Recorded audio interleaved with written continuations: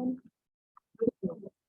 right, welcome. We are going to talk about, calling it the breakthrough method. And I'm calling it the breakthrough method because I like to use the term glass ceiling. That was a whole nother debate that people were upset about that I was using that term.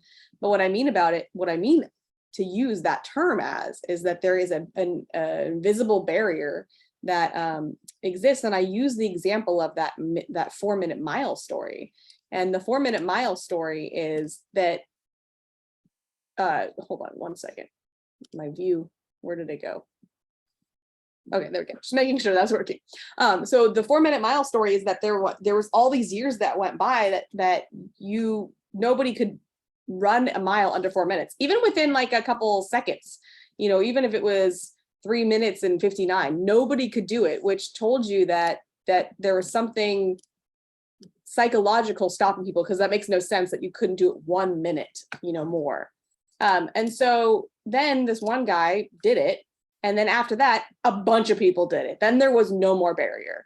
And I like to use that analogy because this is where you see this whenever there are these kinds of dominance in one kind of gender or ethnicity or whatever, or just something that people haven't done before. And that's what you see with that 4-minute mile story. So that's why I use that. And it's really important to understand that yes, there is no difference between men and women in cornhole. There's no benefit to being male over female in terms of physical play, but there is a benefit when you are the dominant, in this case, gender, and they're very sort of subtle and psychological, and it doesn't have to be an advantage once you know what you find out today, and that's why I wanted to deliver it to you. So all that to say that perception matters. When nobody could beat that mile and then Roger Bannister finally did, it changed the perception of what was possible. And the average person really struggles with doing things that haven't been done. The way that the brain works is when something hasn't been done before and you can't conceptualize it in your own mind, at least with extreme confidence, it's very difficult to make it actually happen. And it takes a certain kind of, I don't know if it's personality or right time, right place or what, that becomes the first person to do something major. And then once one person does it, it's like the brain's like, okay, so that's possible. And then it becomes much easier to do that thing. So we've seen this with Cheyenne Renner. Cheyenne Renner is one that has broken a lot of the barriers. And because of that, she's really dominant as a female player, not just in the women's division, but in both. And there's no reason why Cheyenne has to be the only one, and why there has to be such a gap. And I posed the question in the Facebook group. I did a poll of how many of you have thrown over an 8 PPR, a 9 PPR, a 10 PPR. And I asked the question because I want you guys to really hold on to the perception of you're just as good as, whoever it is that you're trying to beat, because you're all at different levels. So whatever level you're trying to be at, whether it's pro, advanced, competitive, intermediate, whatever group you're in, you can be the best of that group. And this is obviously assuming you're putting time into your practice and mechanics and all that. So we're going to just cast that aside for a moment and say, like, let's just pretend that's all happening. Then what's the other piece of this? There are 2 studies that I think are really, really helpful to understand how powerful perception is. They both are in the weight loss world because that's the world I've been studying for the past 15 years. The first one is called the hotel maid study. And this is when they took a group of hotel maids and they asked them, do you think you're active? And the maid said, no, I just work. I don't go to the gym. I don't do cardio. I don't do anything like that, which, right, like, hello, maids. It's like, they're super active. The average person would look at a maid and think, good Lord, all they do is move all day long. But to them, because they weren't doing traditional exercise, they weren't challenging themselves, or all the different definitions we have for what exercise or activity was, in their mind, they concluded they're not active. So what they did in this study was they took half the groups and they told them, like, they showed them comparisons, like, this is the average person's activity levels, this is your activity levels, this is what we recommend for activity, and this is how far you've exceeded that. In other words, you are as active as an athlete. All right. Then the other group they didn't tell anything to, and then they compared the results. I believe it was after a month, but I can't remember the time period off the top of my head. What they found was astonishing, because nothing changed. Nobody started going to the gym. Nobody changed their routine. They did the exact same things they've always been done. But this one group's mind changed about how active they were. And not only did they lose weight, but their like numbers went down. Like when they did blood work, like all these different numbers changed, their physiology changed just because they told them you're as active as an athlete. They didn't change their activity at all, just their perception changed. Another really cool study is the milkshake study. And this is one where they had, they took a group of people and they said, we want you to give your feedback on these 2 milkshakes. We're, testing these 2 milkshakes. We want to know what you think about the taste and et cetera, et cetera. The first milkshake, the label said like, indulgent, and it had like a picture of like a shake with like on the actual label with like whipped cream and a cherry on top, and even though the milkshake itself didn't have that, but the picture on the label, and then it just said all these words about like it being very satisfying and indulgent and whatever. And then they gave the second shake, which the label was like fat free, or maybe not fat free because that'd be a claim, but like low calorie and Sensi shake and whatever, like all the like dieting terms, right? They put on that milkshake. And then they asked them to record their feedback, but they were measuring different ways their body was responding to the shakes. And what they found was that when they drank the full fat indulgent shake, their body did one thing. And then when they drank the second shake, it did another thing. But the shakes were actually identical in ingredients. They were the exact same shake. However, the body responded very differently to each one. In terms of like levels of ghrelin and things like that, they had spikes, which is what the sort of weight loss industry claims happens when you eat full fat foods. Like, oh, it creates this a negative hormone reaction, which causes et cetera, sugar and right? I'm not going to get into the science of it. But the important thing is that there was a different physiological response in the body for the exact same ingredients. The only thing different, perception changed. Okay, so how does this all relate to cornhole? I just really want to lay the foundation of how important perception is. So it's no different here. Your perception of yourself, your perception of women as a whole in the sport, your perception of all of these things literally dictate what happens in your body and in your results. So can everyone get out a piece of paper or open the notes phone in their app or somewhere where you can write down a quick note, an answer to a question I'm going to ask you. So whatever you have, just get something out in front of you. It could be your phone, it could be a piece of paper and a pen. And I'm going to ask you a question and I want you to write your answer without thinking. So just knee-jerk, automatic response. Don't think hard about it, okay? All right, on a scale of 1 to 10, 10 being Mark Richards good since he's the #1 player in the world, where would you rate yourself at your ceiling? So when you're playing your best and Mark Richards is a 10, where do you put yourself on a scale of 1 to 10? So not your average game, just your very best game. Where are you at? Write it down. I want to see where you're at. And if you're willing to share your answer, please feel free to do so in the comments. Knee-jerk reaction. Mark Richards is a 10. You're on your very best game. Where are you rating yourself? That's our first question. And I'm going to ask a few different questions, but this is the first one. 6. Okay. 7. Awesome. Thank you. Thank you for being honest. And that was kind of my prediction. 5. Okay. And let's see, where is there's the chat. Okay, cool. So 5, 6, 7, I kind of figured it would be somewhere in the middle of the pack there. That was my prediction. And if you said anything less than a 10, and once again, this is assuming that you are practicing at the level that you would want to be a pro, right? Because maybe some of you that have said 5, 6, 7, you're like, well, that's right, or 8. That's where I should be right now because that's the level of time I'm putting into it. Look, see, already Christina calling out Kelly, give yourself some credit. See, I knew it. Okay. This is the thing that I really want to hone in with us ladies. We've got to work on our confidence here because if you go back to the question I asked in the group, which was who's thrown over an 8, 9, 10 or whatever, several of you have thrown at a very elite level, at least in one game, which means it's possible. And I really want you to hold on to what's possible because if it's possible once, it's possible again and again and again and again. Like I've never thrown over a 9, but I also don't practice. Like that would be crazy if I threw that well for playing one time a week in a league. That's nuts. So I would never expect that. But for those of you who are putting the time in and are practicing and are doing that, then it's not unexpected that you would be shooting at a high level. However, I will tell you right now that if I'm talking to a typical guy and a typical girl, and I'm overgeneralizing here, and I were to ask them this question, most guys would give very high numbers and most girls would give very low numbers, even if they were at the same level. And that goes back into this perception thing, right? When I've had people come to the house that have not played cornhole, let's just say it's a couple, a male female couple, and they've never played.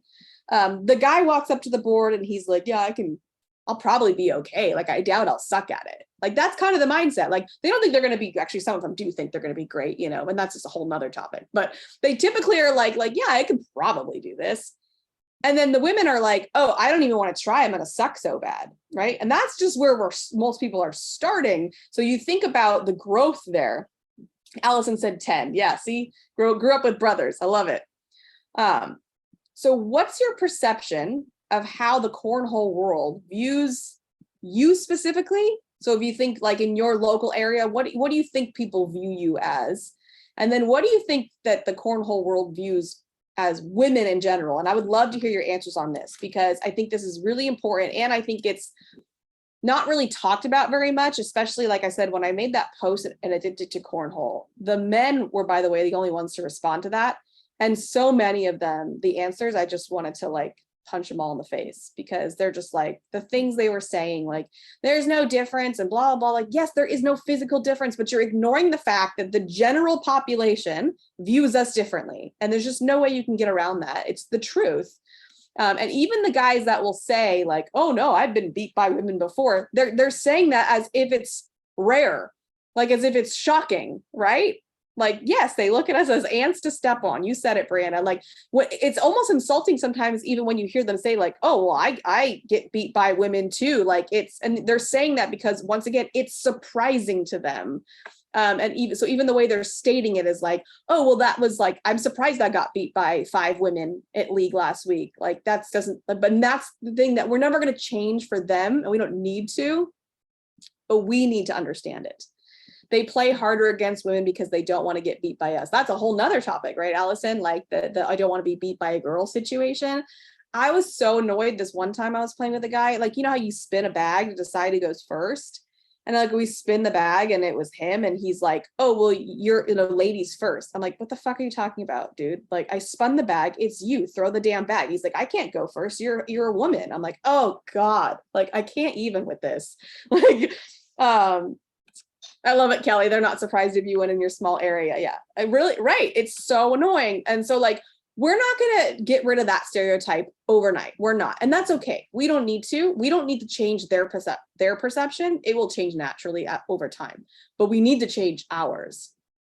So we have to be at the confidence level that the men are at, even though they're not going to have that same opinion necessarily. Or if they hear you make a run in singles, say, oh, wow, like they're shocked. Exactly. So even when women get credit in cornhole, it's typically from a shocking place. Like, oh, nobody was expecting that. No, like Rosie and Sam made a big run at one of the nationals. Like, whoa, I can't believe they went that far, right? It's like, that's the stuff that isn't going to change overnight. However, we can change it within ourselves fairly quickly. Okay. Let me find where I'm at in my notes here. Okay. Did anybody say 10 when I asked the question earlier? Oh, just Allison, you're the only one that said 10. Okay. If anybody said 10, then the only thing that I want you to look at, because it's kind of like 2 different spots. You're either in the, I'm not saying 10 yet, or I'm saying 10. And so what's next? And if you're in the I'm saying 10, so what's next? Then what we do need to acknowledge is that there is something called a stereotype threat, and it does impact performance, whether you buy into it or not. There's a study that, oh, Crystal, just saw your answer, 9, thank you. There was a study so there has been a lot of information out there that says that men are better at math than women. And not just saying it, there's been studies that have confirmed this. And so what was happening was the community was trying to figure out why is this happening? Like there shouldn't be any aptitude really, or is there an aptitude for that? And when they did this study, this one was the most fascinating to me. They took a group of men and women and they gave them a test, a math test. And one group of the women, they said, oh yeah, this test typically men perform better than women on. And then the second group, they said, this test typically men and women perform equally. There's no difference. So the group they told that men typically do better on this test than women, the women scored way lower than the men. Not surprising, right? That's what the kind of studies were saying prior to that. What's crazy to me, the group that they said most of the time men and women perform equally on this test, there was no gap, no difference, not just less, none. The gap went away as soon as somebody said there is no difference in performance between gender. That's all they told this group, and there was no difference. So we're not going to get that from the cornhole community. We're not going to get that from the men. They're not going to go out there and, well, they do say there's no difference, but then they don't back that up with action, right? They say the words, but they don't actually, the majority of them think that. So we're not going to get that from them, but that is actually what's true. It's just not been proven because we're dealing with what's called a stereotype threat. And the stereotype threat, like I said, says that because there is a difference in a gap in performance right now, it is going to play into your performance whether you believe it or not, because that's just what's happening. So we have to understand that that's there and then disprove it. Know that it's not actually true. Pretend like I am telling you before you play, there's no difference between male and female performance. Hey, Christy. So that's one of the things I want you to consider. Okay, so Allison, if you're still here, I would love to know, when you write the number 10, what allows you to feel confident enough to write 10? And for those of you who didn't write 10, what do you think it would take to feel confident at a 10? And remember, the scale, for those who came in late, 10 is, I feel like I could beat Mark Richards. Like I am that good. I can walk up to the board and compete with Mark Richards. We're putting that at 10. And where do you rate yourself as a player? So if you said 10, I want to know what makes you feel confident at 10. And if you didn't, what doesn't allow you to feel confident? Like, what would it take for you to feel that confident?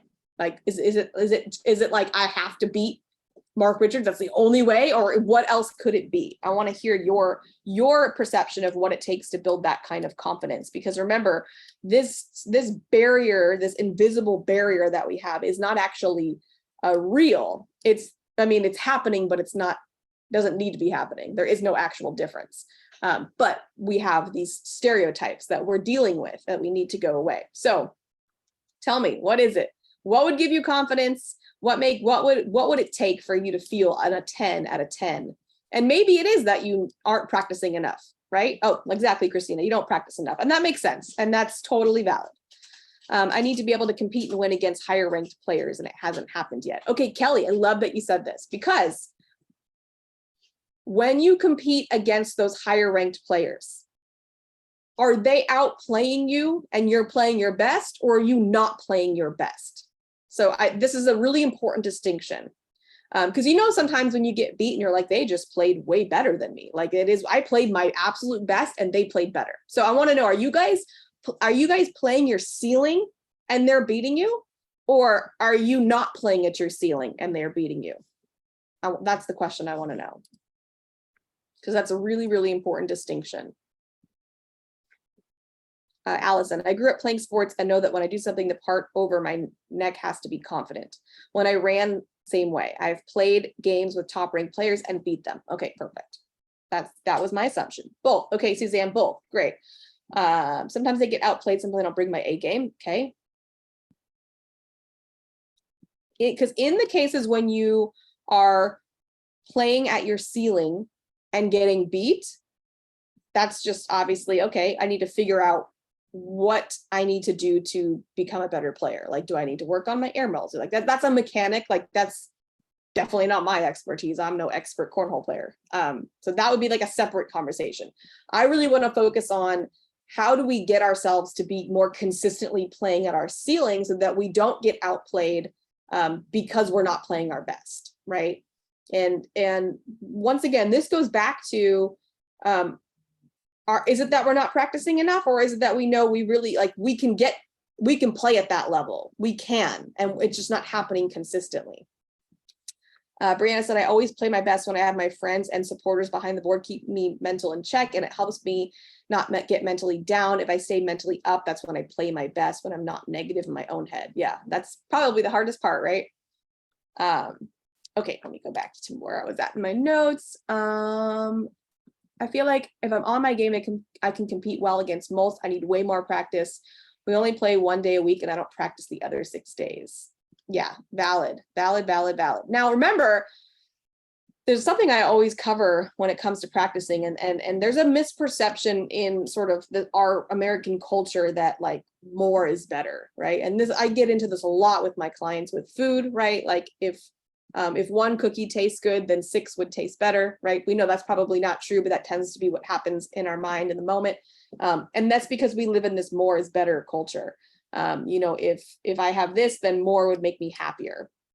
And it's not the case. And I would imagine that if you had 30 to 60 minutes of a specific focused kind of practice, you would be shocked at how much farther that would take you. You don't need to practice 6 hours a day.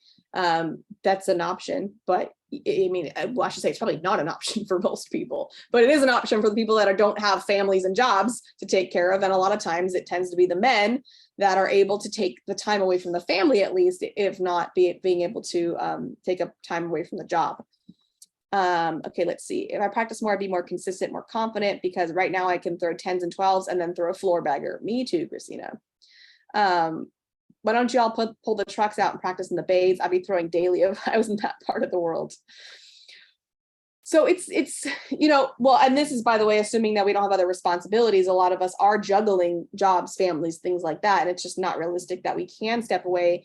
And it does seem to be more realistic that the men can. And that's once again, a whole nother topic. So let's just kind of assume that we're getting the practice in that we want to get in. And remember, it doesn't have to be 6 hours. It could be 30 to 60 minutes. And you could get really far if it's focused, you know what you're doing, and you know, like it's very intentional practice. Especially if you're using mindfulness and those kinds of techniques at the same time, it's going to be really, really impactful. So I guess one thing I just want to be sort of drilling in is that you don't need as much as you think you do.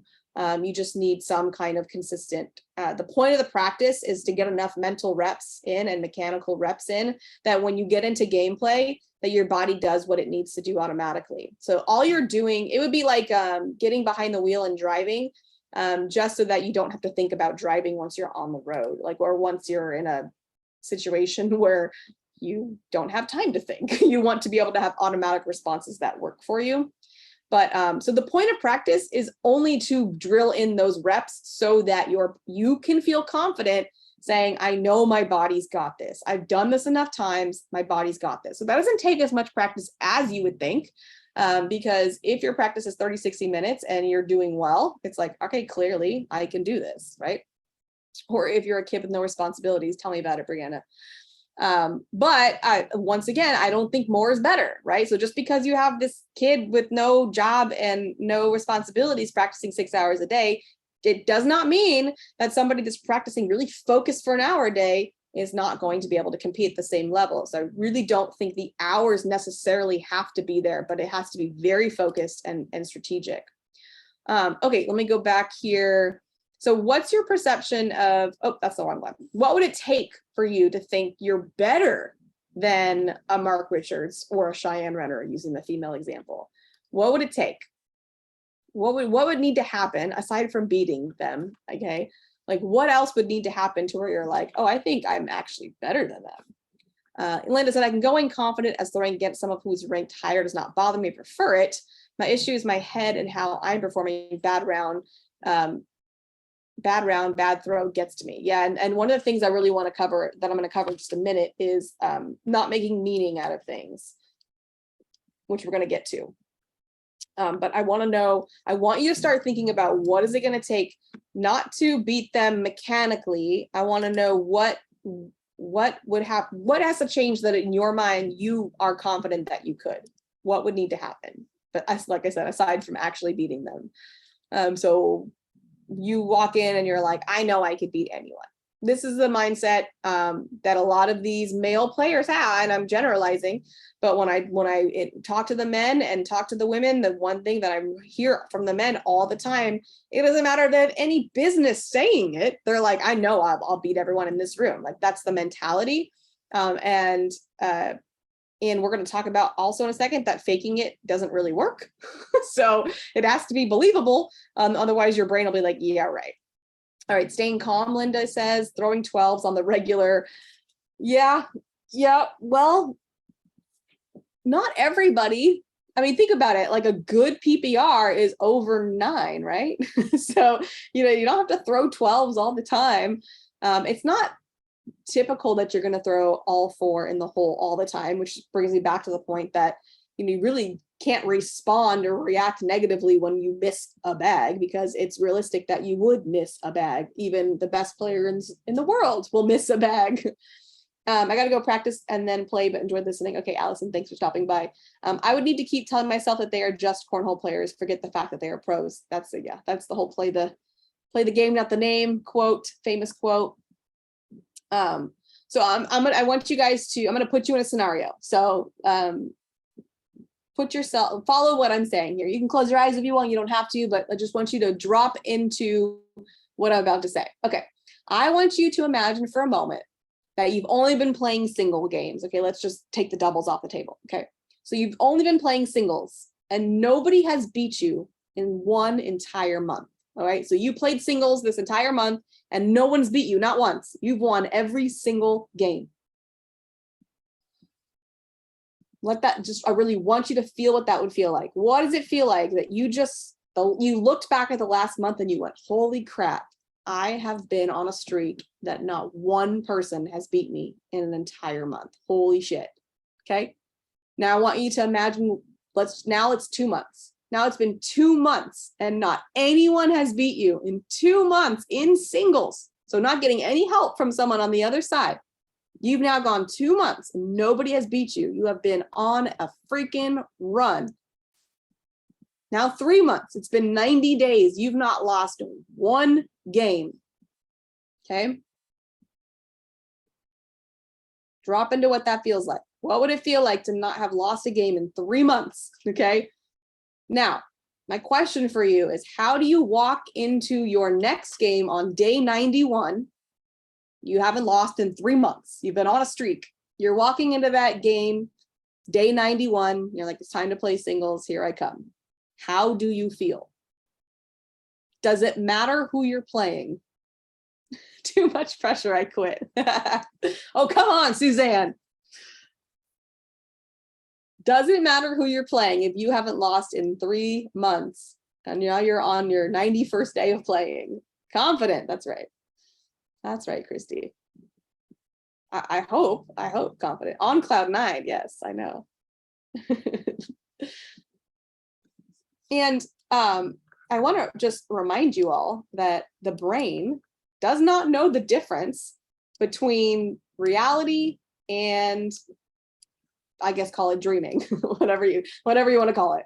Like, it doesn't know the difference. Unstoppable, like a breeze. Linda said doesn't matter. Okay. Hey, everyone's got their own perspective, but still matters. But yeah, so the brain doesn't know the difference. So the state, if you were able to drop into it, that I just walked you through, if you could really drop into that feeling. I mean, if I was walking to play Cheyenne Renner, you haven't lost in 90 days, Tracy. Come on. No, but that state that I just walked you through is a state that you want to, an exercise that I would love to see you do, because that feeling is the feeling you need to be competitive. That feeling that you just dropped into when you think about not losing for 90 days. That's the feeling you need to walk into the room with when you play. Like I said, when you're practicing that, the brain doesn't know the difference between reality and dreaming in your head. This is why a lot of pro athletes will run the play like you hear this a lot in basketball. They'll imagine themselves making the game-winning shots. They'll imagine themselves making these shots, and they're playing it in their brain because the brain doesn't know that it didn't actually happen. And the more you're playing it in your brain, the more it's like, yeah, this is just what we do. So that state is the state that you need to be in. And I know that it seems like you need to actually do the things to feel the state, but it's not necessarily true. You can practice getting there. But I also want you to pay attention to the times that you felt that way and how you were able to feel that way. What about those times you felt really confident? Like, for the only time I'm going to feel confident is playing someone that I know is not very good. And that's, once again, that's because I don't practice. Like, it's not expected. So it's fine. Suzanne, my personalities are at war. Sue says, I got this, I'm on fire. Evil Sue says, nah, girl, you suck. And they argue. Yeah, I know. And this, by the way, overgeneralizing once again, is where I see a big difference in the way that men and women show up, because the men don't tend to have as much of that war. That doesn't mean they don't, everyone does, but the level is it seems to vary quite a bit. And, you know, we don't want to be cocky, or we don't want to maybe come across that way. And you need to. That state of I haven't lost in 90 days and I'm unstoppable and nobody can touch me is the state you need to be in. Okay. Now, losing games has the ability to break down that confidence. So let's just say, go back to the example I gave you. You haven't lost in 90 days, and then day 91 you lose, and then you lose the next 10 in a row. Okay. How does that change your confidence? Like, just like that, boom, confidence changes for most people, right? For most people, I won't say everybody.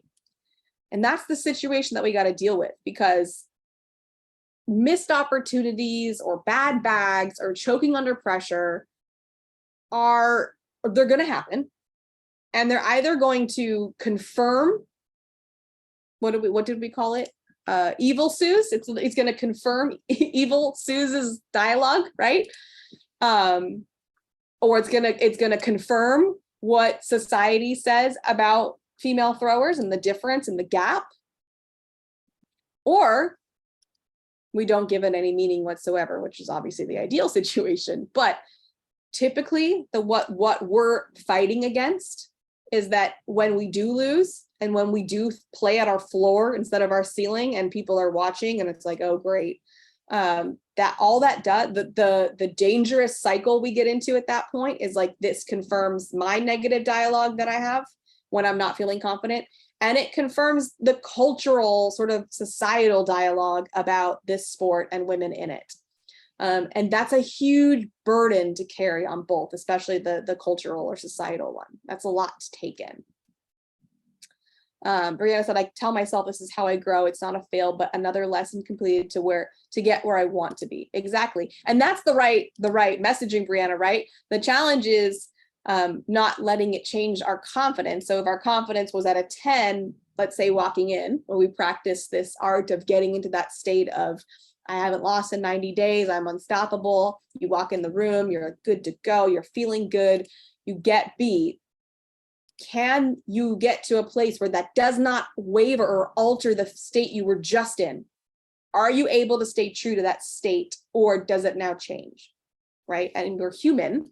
So for most humans, it's going to play into the way we feel, and it's going to alter the way we feel.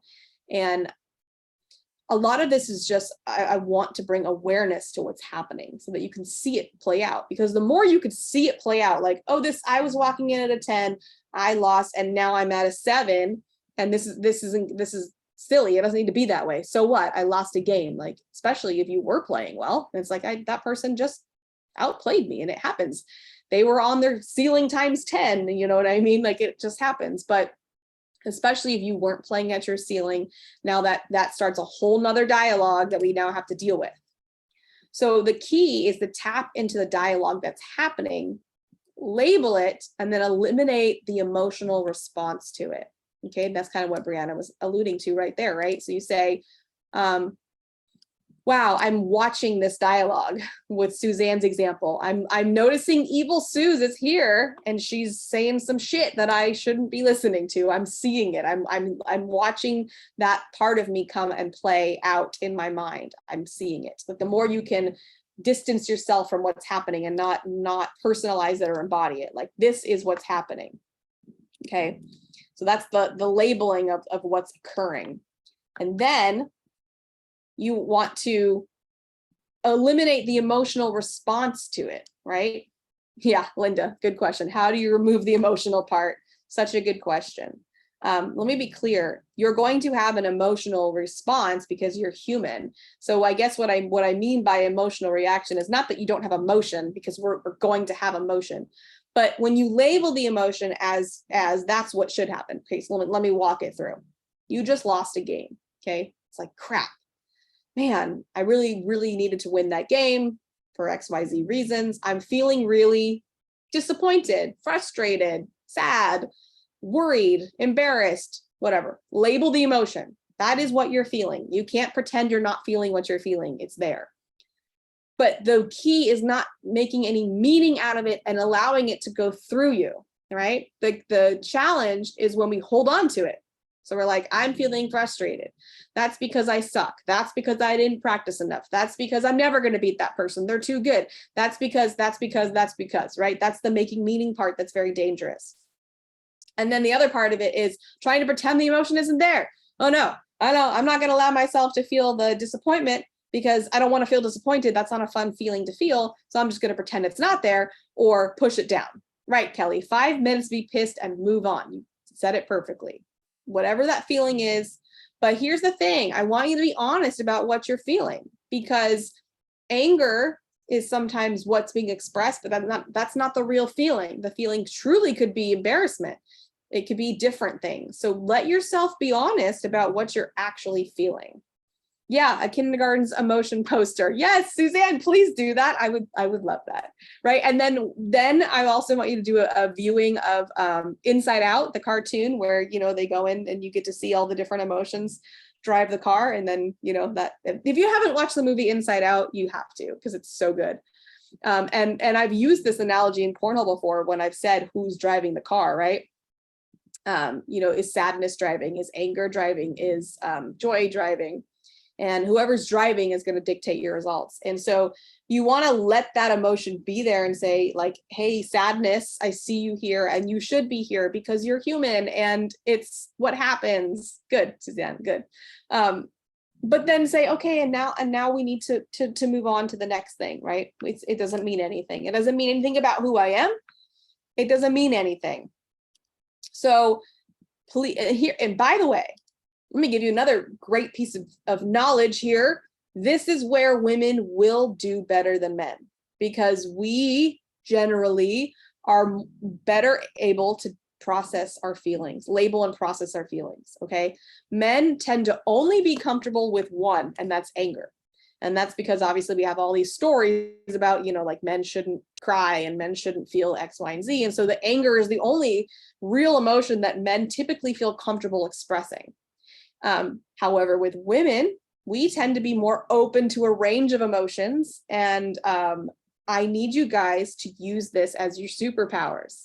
You can, especially if any of you have children, you've had to do this with your children, right? They have big emotions and then you help them. Okay, like I can tell you're feeling really upset right now.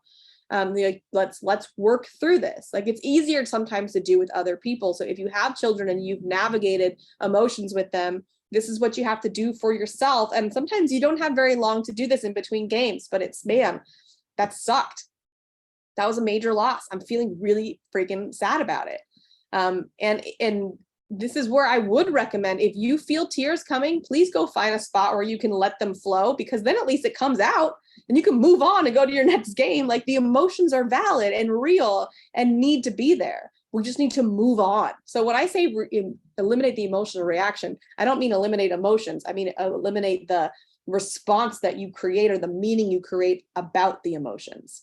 So we as women tend to be better at this, and this is going to help you. The emotional intelligence is going to help you in your game, and it'll help you become way better players than a lot of the men. So this is where we can really become superior. Imagine if you were like Drew Barrymore in 50 First Dates and you couldn't remember a loss. Every day you woke up and you forgot the next. But for some reason you could remember the wins. Okay, this is my magical example. In your mind, imagine that you can't lose, or that you haven't lost because you don't have any memory of any losses. Like, what do you need to do to create that kind of confidence, right? Because obviously we can't truly delete the memories. but we can delete the meaning of what occurred. So I lost, and that doesn't mean anything. It doesn't change how good I am. It doesn't change it. Literally half the girls here today are in my conference. We have our top 100 qualifier this weekend. Ladies, we will do this. Let's hold each other accountable and build each other up. Yes. And by the way, that's the other superpower that women have, is the ability to come together. The community, you know, there's all these cool differences between men and women, and a lot of them, you know, seem like advantages for the men, but there are all these ones about women that you're not going to hear anybody talk about, like in the mainstream world, in terms of cornhole or any sport really. But this is where we excel, ladies. We can connect better with each other, connect better with our bodies, connect better with our emotions. We can label and not create meanings. We can allow different emotions to play out. We just have to take a little note out of the men's book and take the piece of confidence that they tend to sometimes completely shouldn't be their confidence, right? Let's be honest.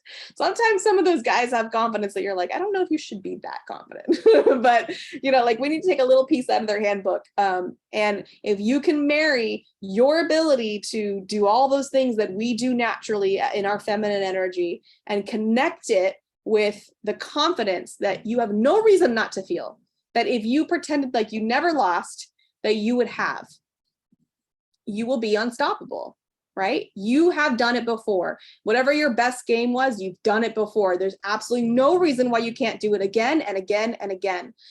So when it comes into your practice, I want you to obviously practice your mechanics. Like I said, you got to have the reps in. You got to have the reps so that you can let go in the game and let your body do the work. And that's the other superpower that's going to be a lot easier for you than men, is the ability to surrender and trust, which is what's necessary for your success in these games. You have got to trust your mechanics. You've put the time in outside of this game in front of you right now, so that you can let go and just ground down, connect, and throw the bag. And your body will do the rest for you. You've got to trust that. And it's a huge piece that people struggle with, because we tend to be control freaks, let's be honest. But you don't control the outcome of the game. You don't actually really control the bag technically, because so much can go on physiologically that impacts what your body does with the bag, whether you are trying to throw it well or not.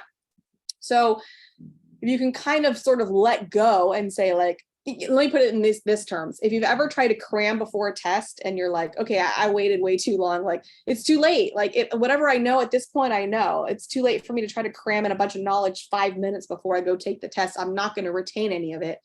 Think of that in your gameplay. Like, this is now not the time to start like going over and trying to convince yourself that you know what you know. You've got to be like, well, all the practice I did up to this day has to be enough, because that's what I'm going, that's what I can trust my body's going to do.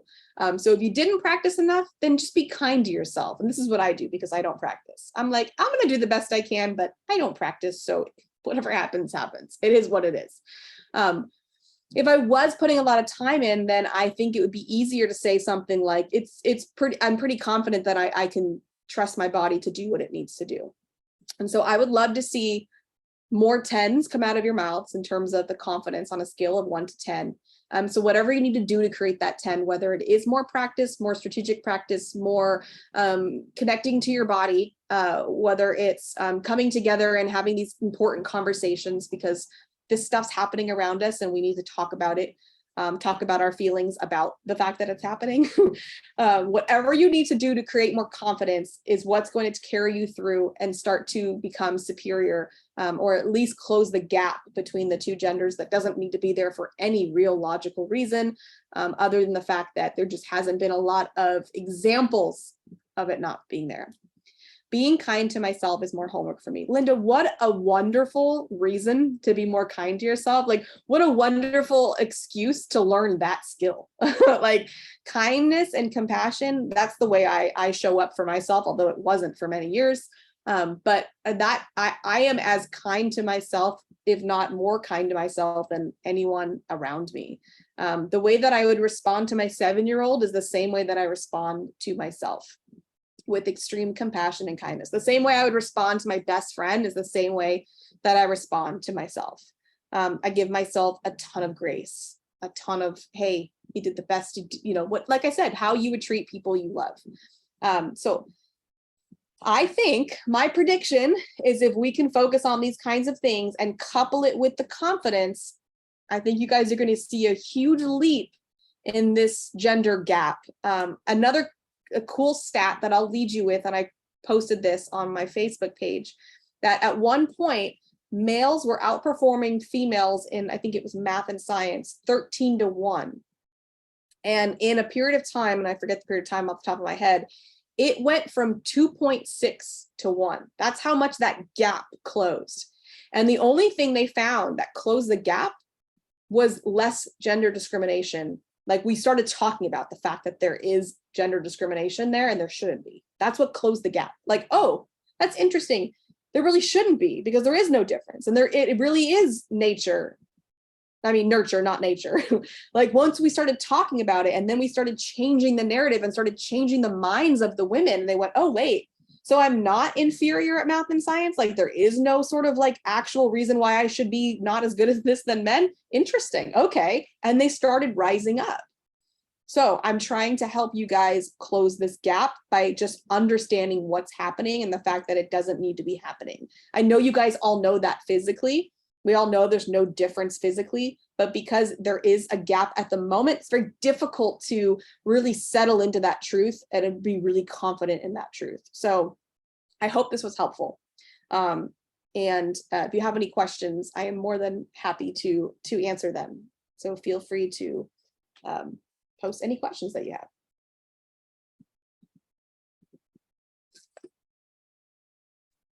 Remember, when playing guys, you aren't playing them because you still have to play your game. You have no control over their bags. You have to do you. And whether you're playing Mark Richards or a brand new player, you still have to throw your bag and do you. That's right, Deborah. Do you. Play your game. Good, Kendra. I'm glad this is helpful. Thanks, Suzanne. Yep, you are just playing your game.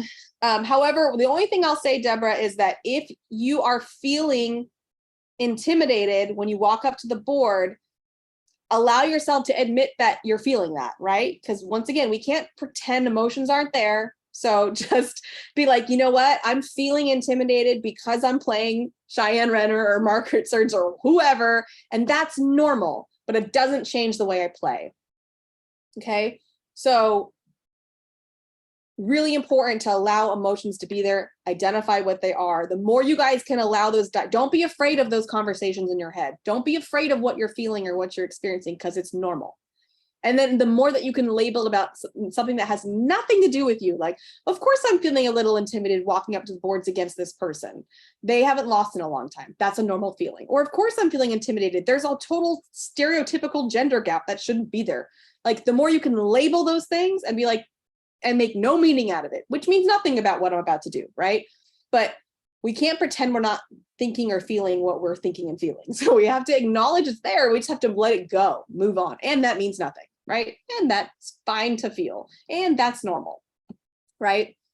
Yeah, need these chats before your tournaments, Brianna, I get it. Super helpful, but you know what? Great thing is that that's what we can do for each other, right? We can remind each other of these things when we're having these dialogues. You have to go to tournaments to get tournament tough. The more you play, the more confident you will gain. It's true, Deborah. Yep, your experience is going to be your biggest confidence booster. I remember the first time I ever played in a tournament ever, I actually played fairly well, and that was the biggest confidence booster. I was way too afraid to get out there and play. I did it, and I didn't suck. I did not suck. And I was like, all right, I guess I can do this. I didn't win, but I didn't suck. And I realized that I can now, if I put time in and stuff, I'll obviously get better, but like, I can do this. And I think that every new level you do that at, like the first time you play an open at a conference, someone who's known to be really good, every time you do those things, it just drills in more like, I can do this. So keep working on those mindset parts, keep working on your game, the parts you need to develop, and notice when you're having those thoughts, like, oh, wow, I'm feeling this or that when you're going into games. Is there something that you could do, like jot down in your notes or something, like, I need to work on this so that I feel this way or that way. Like, I need to work on my air melds because there's no way I'm going to feel confident unless I just put more time into them, like those kinds of things. Christina said, I played in a lot of opens and I got better and better. That's right. Kendra, I feel like something that affects the feelings we have when we realize we made someone lose a long game streak and they get angry or upset. It's hard for myself to realize I've done that to this person and it makes my mindset change. Then afterwards, I can feel like I can't throw good again, especially going against someone really good. Let me be really clear. We are never responsible for somebody's emotions. Ever, ever, ever, ever, ever. Never. Those are their emotions. You got no business getting involved with them. If they feel upset or angry, that is on them. It has nothing to do with you. We cannot take responsibility for other people's thoughts or feelings because that's kind of manipulative anyway. But it's just not our business. So like, I know it's really hard not to feel into when we make someone feel a certain way, like, oh, I think I played a part in that, but that's on them. That is 100% on them. So I let people own their own feelings and thoughts because I would like to own my own feelings and thoughts. And I also live my life not trying to place blame on other people for things I try to take ownership of my stuff. Like, oh, I'm feeling triggered because someone said this or that, but that's on me because that's my trigger. It's not their fault. So I let people own it. Like that's free. Now that once again does not mean that I cannot have my own emotional response to their emotional response, but that's for me to deal with on my own. It still has nothing to do with them. That's like, well, why am I caring so much about what they feel and think? Like, why am I taking so much ownership over that? What's that about? Deborah said, set one goal and work for that goal. Like, I'm going to throw 2 4-baggers in a game. Achieving small goals gives you confidence. Achieving larger goals. I love that. Yeah, like these little baby steps create that confidence. Like, and that's a great idea, Deborah, to take the pressure off. Like, I need to beat this person or I need to win. If you're like, I'm not really focusing on that for this game. I'm just focusing on, can I get 2 4-baggers in this game, right? Like, and that takes your focus off the pressure of needing to win, which is obviously going to get in the way. Linda said, each big tourney, I mentally think of my performance. I see myself winning. I play at how I'm going to play, and I learn players' games and how I'm going to go into a match, defense or offense. I love it. I love it, Linda. Perfect. Yeah, playing out those wins, playing out the shots in your head is super helpful. But another thing that I thought was interesting when I was interviewing the long snapping coach, and who else was it that told me? Oh, it was Mark Richards actually. They both said the same thing, that when they're waiting to play, they don't focus in on the game. They try to get their mind on anything else because otherwise it becomes a problem. They're like too hyper focused on it. So like Mark Richards, what did he say he watched? He watched like a silly Disney show, like iCarly or something. I don't know if that's what it was, but he told me he sits there and watches like Netflix or like silly shows. Just so he's not like building up everything about the game. Like, I thought that was really interesting. And then the long snapping coach told me, because long snapping, right, like you're waiting there in the game, and it's like you have to go out and make a punt or a field goal, and then like it's like this one moment, like you've just been sitting there waiting. Now you got to go perform your absolute best. And he said that he doesn't recommend like doing a bunch of kicks over and over and over again. Like, do a few and then sit down and then take your brain off of it. Like, just kind of go into a different state. And I thought that was a really interesting perspective as well. So I don't know if that helps at all, but all right. Any other questions? How do you not let the crowd cheering for your opponent get in your head? Cheryl asked. Well, I think that once again, we have to acknowledge what we're feeling. So like, I think that's where I would start with that, Cheryl, is like, when the crowd cheers for my opponent, I feel, which is normal. So, right, we're labeling the emotion that makes me feel this way, which is normal.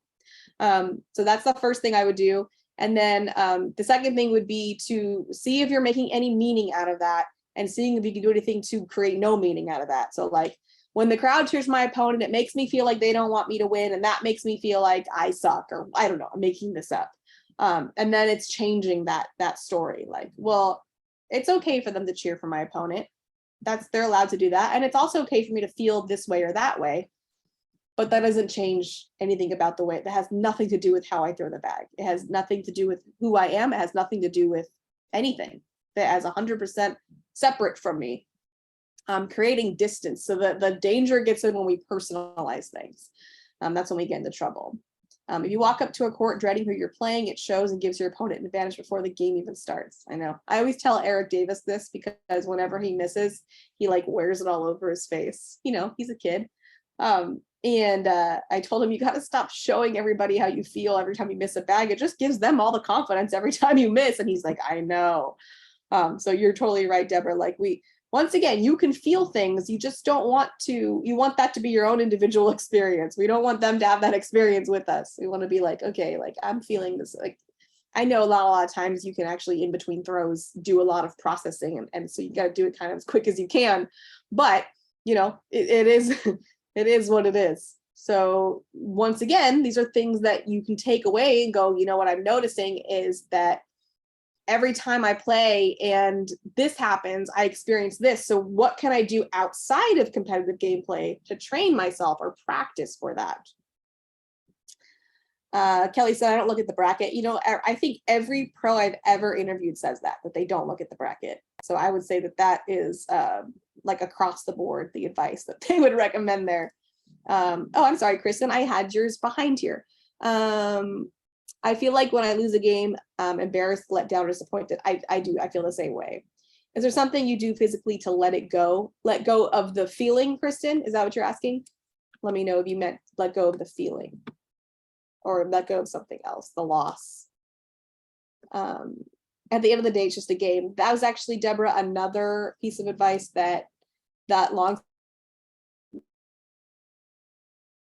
said, that he tells them, like, like, there's shit happening in other countries that's big. There's, you know, people's families doing this or whatever. Like, this is nothing in the scheme of life. Like, and it sounds silly because obviously you're passionate and this is important to you, but it kind of lowers the pressure. Like, and it's just a cornhole bag and it's not the end of the world. Then everything's gonna be okay.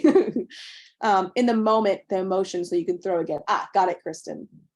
So that's actually something you'd have to practice outside of gameplay, right? Because if it's difficult for you to move through emotions quickly, that's not something you're going to be able to master for the first few times in the middle of the game. So that's where your work comes in outside of the game. And you can, because you're feeling emotions as humans all the time, right? So it's just like noticing, like, when do I suppress emotions? Why do I suppress emotions?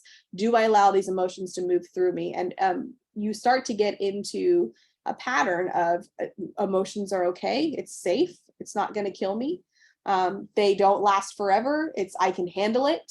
And the more that you process through emotions and allow emotions to be there and go through the emotions, then it's easier for you to move through them quickly and not get stuck in them.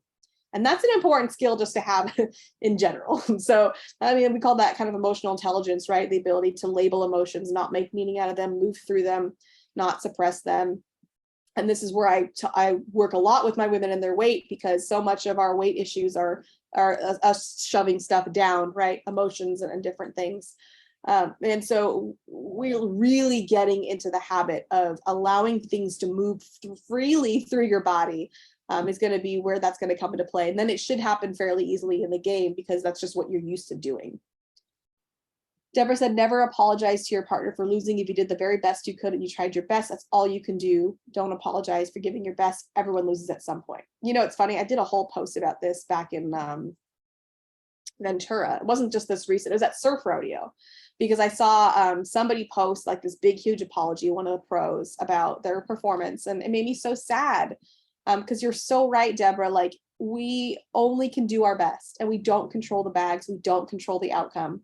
So unless you got hammered, stayed up all night partying, didn't throw a bag for 2 months before the event, you know, like something extreme where you're like, yeah, no, I fucked up. Like, I probably should have done that. Aside from that, you're always doing your best. You're always doing your best. And even if you feel like you can do better, that doesn't mean you owe an apology. That's just something for you to take in for your own self and be like, you know, I think I could really work on this or that, and that would really help my game. But that still means that you did the very best you could at that time and that moment. And that's all anybody could ever ask of you. And if they're asking for more of that, that's on them. That's their problem, not my problem. That's your problem. So that's why it's important to find partners that, you know, support you in that way. But I know, like in blind draws and things like that, we don't have control. And as women, we're going to deal with the stereotypes of, you know, people not necessarily being thrilled when they get a female partner and the assumption that we won't be as good. So you have to acknowledge that that's there and not make meaning out of it, not care if you don't throw well and that you're afraid that it's going to confirm what they're thinking. You got to let it all go. Let it go. That's on them. All right, ladies, I'm going to keep this group the Breakthrough Method group open, because I think it's really important to have a space where it's just women, to be able to have these kinds of conversations. So what I would love is just if at any point anybody's feeling some kind of way after a game, before a game, you need to vent about something that you've experienced as a female in the sport. I just would love to have that available for you guys there, where it's completely private, so nobody can see what you're posting except the people in the group. And I don't let people. I have to let people in the group, so not anybody can just join the group. So I will keep it a safe space for you guys to have these conversations. Obviously, I'm in there to help as well. But let's go ahead and keep that available for you guys so you can have these conversations. And please, whoever's going to go play next, let me know how any of this played into it. It's a lot of information, so it's normal if it becomes information overload and you don't see like immediate like, oh my God, it changed my entire life. Like, it's totally normal. That it's got to kind of settle in and all of that.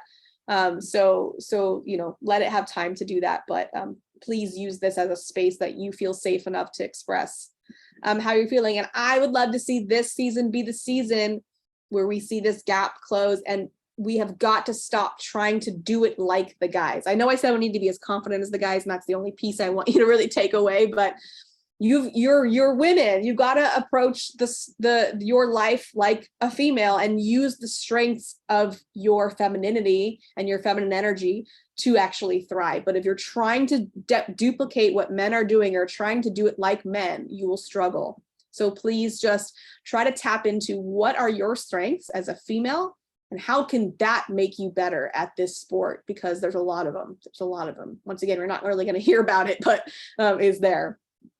I battle the fact that I'm a woman and I'm older than everyone, but at the end of the day, I'm a competitor. I may not be today, but I will. We know, Deborah, you're a beast out there. We know. So I love it. So, all right, ladies, like I said, the group is there. The Facebook group is there for you whenever you need it. I'm not going to be like probably posting too much in there, but I'll always be watching it for whenever you need to post in there and making sure that I'm monitoring who's coming in and out. So that is your safe space. And I'll see you guys wherever I see you. I should be at most of the, I'll be at all the nationals, and I'm not sure what other events I'll be at, but I look forward to meeting anyone who attends these events, and good luck everyone out there. I know you can do it.